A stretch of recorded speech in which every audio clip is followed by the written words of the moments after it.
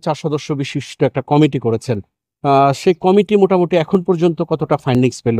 মানে কতজনকে শনাক্ত করতে পেরেছেন? অ্যাকুরেট আমি এখন বলবো না, সেটা কাজ চলছে।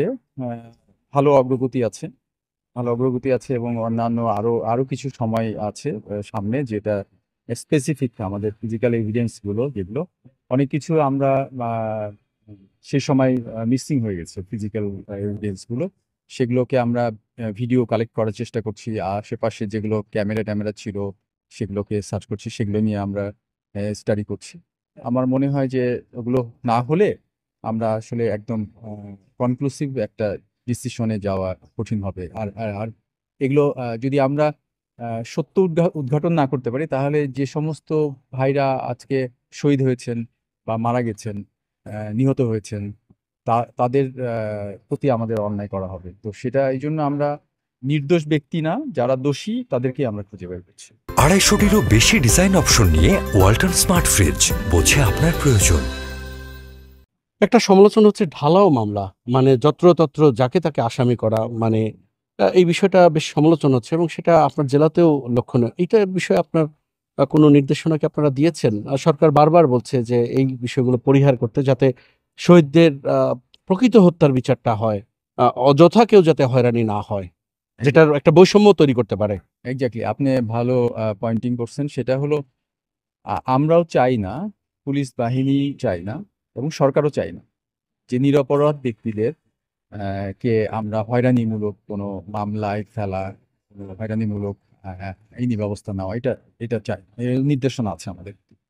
এখন দেখেন, একটা বিষয় হলো যে এই যে মামলা যারা করতেছে, বাদীরা মামলা দিচ্ছে, তারা ভিকটিম। তো এখন আমরা আমরা ডিটেক্ট করতে পারি না একটা বাদীকে যে তুমি এইভাবে করো ওইভাবে করো।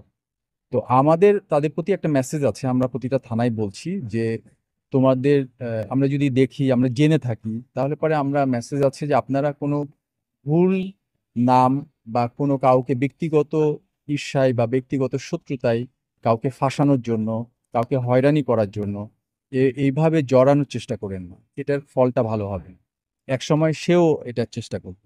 তো এই জন্য আমরা বলেছি যে যে দোষী, যে সাসপেক্টেড, তাদের ব্যাপারগুলো নিয়ে আপনারা এটা করেন। তো ঢালাওভাবে এটা হচ্ছে আসলে অনেক দিনের একটা বিষয়, তো অনেকে এরকম ধরনের মানে একটা সুন্দর ডিসিপ্লিন ওয়ে, একটা সুন্দর পরিবেশের মধ্যে দিয়ে আমরা যদি যেতে পারতাম, তাহলে পরে এটা হবে। একটু সময় লাগবে, তো আমরা পারতেছি।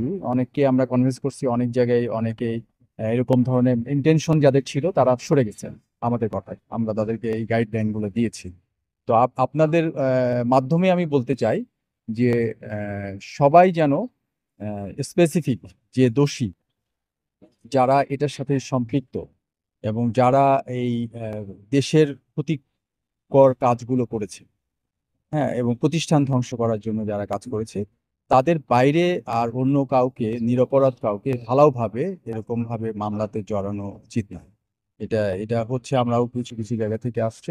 তো এগুলো এগুলো অবশ্য বাদী যতই লিখুক, যতই কেস ফাইল হোক, এটাতে ইনভেস্টিগেশন হবে। তদন্তে কোনো নিরপরাধ ব্যক্তি কখনোই তাদের বিরুদ্ধে আইন কাজ করবে না। যে যত্রতত্র গ্রেপ্তার অভিযান করে একটা বাণিজ্য করা, এরকম তো অতীতে দেখা গেছে, ভয়টা তো সেখানেই। আমরা আসলে পুলিশকে ওইখান থেকে ফিরায় আনতে চেষ্টা করছি, সবাই আমরা কাজ করছি এভাবে। আমরা এই 2024-এর পুলিশকে আমরা নতুনভাবে উপস্থাপন করতে চাই। আমরা আমাদের আইজি স্যারের একদম পুরো কঠোর নির্দেশনা যে অনেস্টি ফার্স্ট। অনেস্টি মানে এগুলো সব কিছুর মধ্যে অনেস্টি আনতে হবে, শুধুমাত্র ঘুষ গ্রহণ, অর্থ গ্রহণ এই সমস্ত না, পাশাপাশি কাজেও অনেস্টি, যে আপনার সুষ্ঠু তদন্ত এবং মানুষের প্রতি হয়রানি না করা, এগুলো একটা আমাদের প্রফেশনালিজমের একটা পার্ট, প্রফেশনালিজমের একটা বড় পার্ট, অংশ হলো অনেস্টি। তো এটার ব্যাপারে স্যারের কঠোর নির্দেশনা, এবং আমরা করছিও। দেখেন, আপনি দুই একটা অর্ডার দেখবেন, দুই একজনকে বদলি করার পরপরই আবার একটা দুইটা ঘটনার পরে কিন্তু আবার ওটা স্যার স্ট্রিক্টলি বলে দিয়েছে, এটা বদলি ট্রান্সফার করে দিচ্ছে, আবার চেঞ্জ, এ সাথে সাথে অ্যাকশন হচ্ছে।